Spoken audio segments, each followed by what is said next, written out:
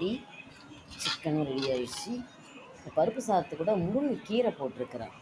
வாசனை அவ்வளோ நல்லா இருக்குது. நெய் ஊற்றுனது, இந்த முருங்கைக்கீரை போட்டது. காய் பறிக்க முருங்கைக்காய் பறிச்சேன்னா ஒரு குச்சை உடச்சிட்டேன், தெரியாமல் உடஞ்சிருச்சு.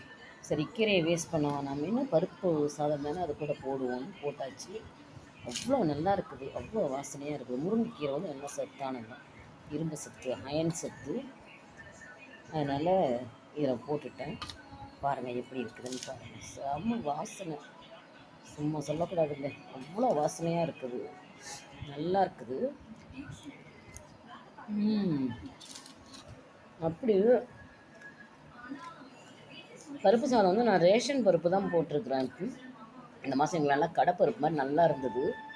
ஒரு காப்படி அரிசியும் ஒரு முக்கால் காப்படி இருக்கும் பருப்பு, ரெண்டும் சேர்த்து ஊற வச்சு போட்டிருக்கிறேன், செஞ்சுருக்கிறேன்.